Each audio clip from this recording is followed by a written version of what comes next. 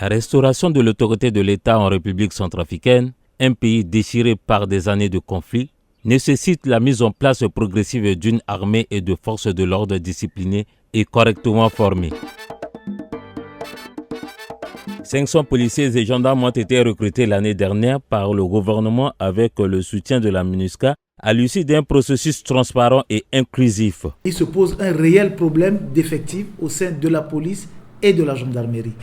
L'étendue du territoire nous exige à avoir des hommes disponibles pour répondre aux impératifs du moment. Confronté à des défis sécuritaires, le gouvernement centrafricain a un besoin urgent de nouvelles recrues correctement formées pour renforcer les forces de sécurité intérieure. Vous savez que le problème majeur auquel nous faisons face en Centrafrique, c'est celui de la criminalité, la petite et la grande criminalité. Pas seulement en Bangui, mais quasiment sur toute l'étendue du territoire. Et puis la police et la gendarmerie sont quand même les instruments de l'autorité de l'État. Avec le soutien de la MINUSCA, une campagne de recrutement de nouvelles forces de sécurité intérieure a été organisée dès le mois de février 2017. Une vaste campagne de communication a été mise en œuvre pour informer tous les Centrafricains au niveau de préfectures et sous-préfectures sur ce recrutement. Des spots radio télévisés, des brochures, des banderoles, des panneaux publicitaires et des tables rondes ont été réalisés. Et ce recrutement a une double connotation. La première connotation, c'est de renforcer une cohésion sociale sur toute l'étendue du territoire. Vous allez voir que pour ce recrutement, aucun village, aucune sous-préfecture n'a été léguée et ça a permis à ce que la cohésion puisse revenir. C'est donc une nouvelle génération, incluant tout le pays et tous les Centrafricains, qui a été invitée à rentrer dans les forces de sécurité intérieure.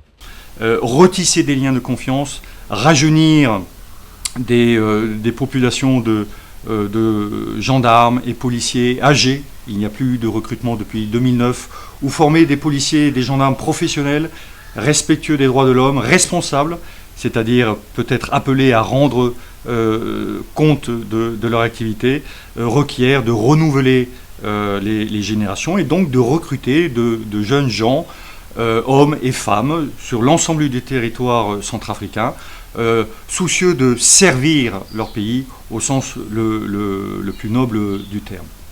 Dès le départ, le recrutement des forces de sécurité intérieure a été organisé en prenant en compte deux principes de base: représentativité et intégrité.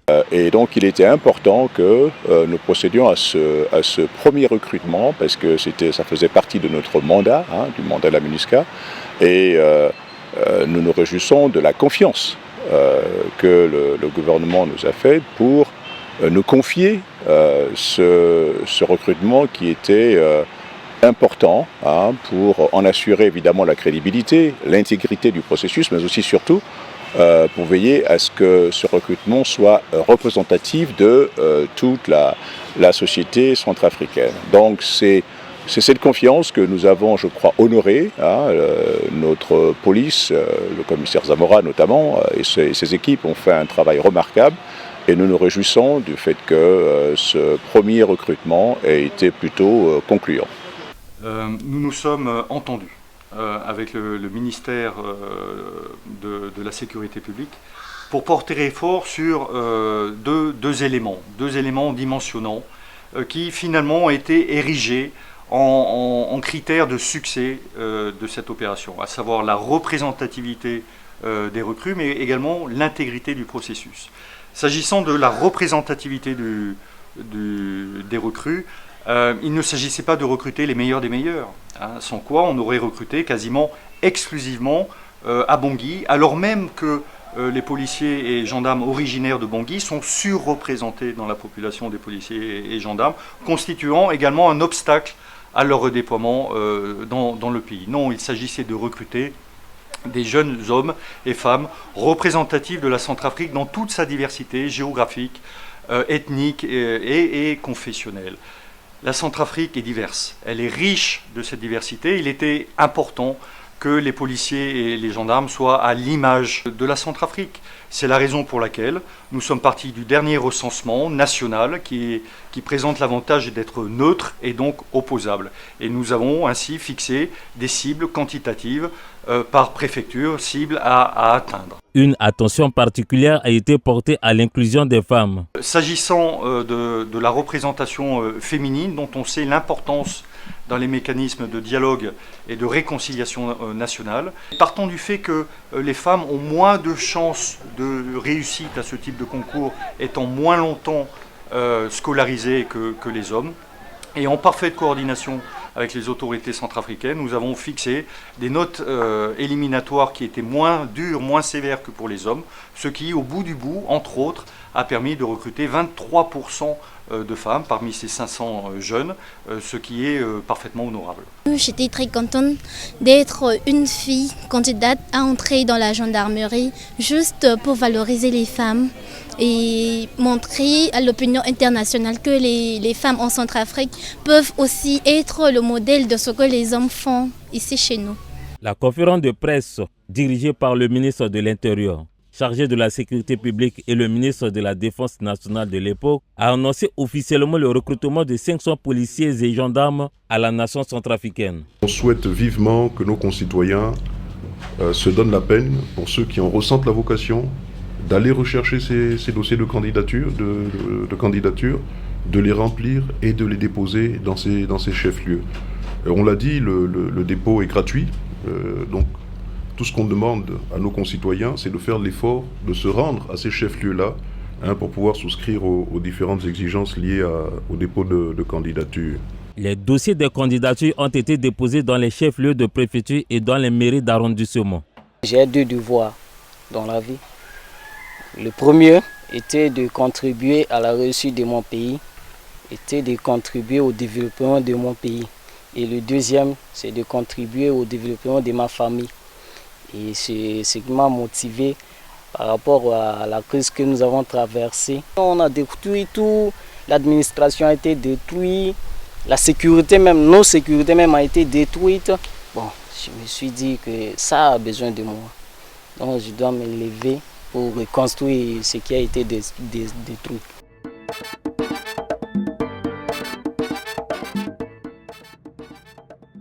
La police des Nations Unies a eu la responsabilité de transférer et de sécuriser tous les dossiers à la base de la MINUSCA à Bangui pour leur traitement.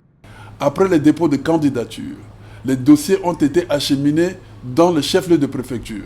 Je prends l'exemple de la WACAF. Tous les dossiers qui ont été déposés à Bakala, à Ipi, ont été transposés à Bambari. Au niveau de Bambari, il y a l'équipe UNPOL de Bambari qui ont ramené tous ces dossiers maintenant à Bangui. Ces dossiers ont été ensuite vérifiés et enregistrés dans une base de données. Alors ici, on réceptionne l'ensemble des dossiers qui viennent des mairies d'arrondissement à Bangui ou des chefs-lieux des préfectures en province. Une fois que le dossier qui est constitué arrive ici, il est donc, comme vous pouvez le voir, premièrement stocké ici en attendant de recevoir un numéro d'enregistrement.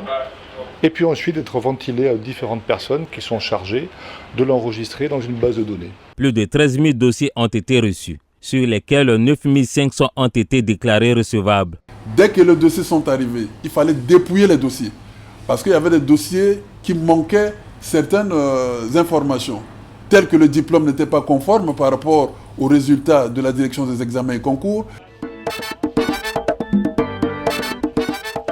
Le 20 mai 2017, 9 268 candidats se sont présentés aux épreuves écrites de recrutement qui se sont déroulées dans les 4 grands lycées de Bangui, à savoir le lycée technique, le lycée des Martyrs, le lycée Marie-Jeanne Caron et le lycée Barthélemy Boganda. Ce matin, nous ne rencontrons strictement aucune difficulté à Bangui. Nous avons circulé dans les 4 lycées de Bangui qui vont accueillir donc les garçons et filles qui concourent.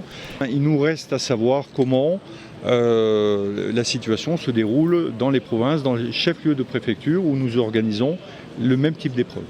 Pour évaluer aussi leur aptitude physique, les candidats ont passé des épreuves sportives le 22 mai 2017. Il y a donc environ 1300, 1400 candidats par jour, ce qui nécessite une organisation très importante, organisée avec donc des policiers, des gendarmes centrafricains, des moniteurs de sport, et des policiers des Nations Unies.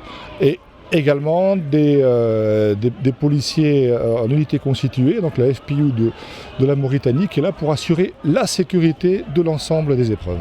Les copies ont été rendues anonymes, puis remises aux enseignants du ministère centrafricain de l'Éducation nationale pour la correction. 30 professeurs du ministère de l'Éducation nationale, appuyés par la police de la MINUSCA, ont procédé à la correction des épreuves.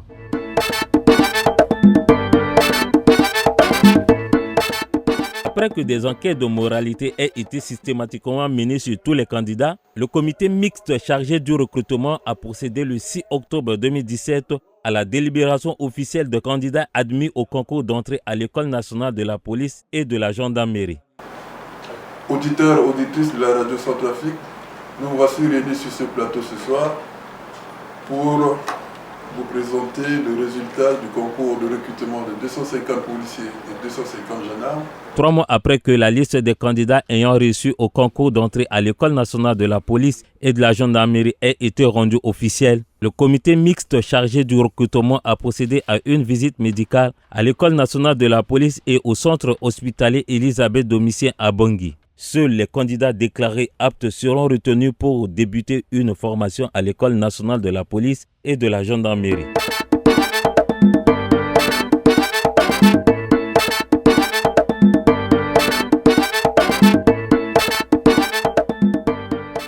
Le processus de recrutement a pris une année complète. Maintenant, place à la formation.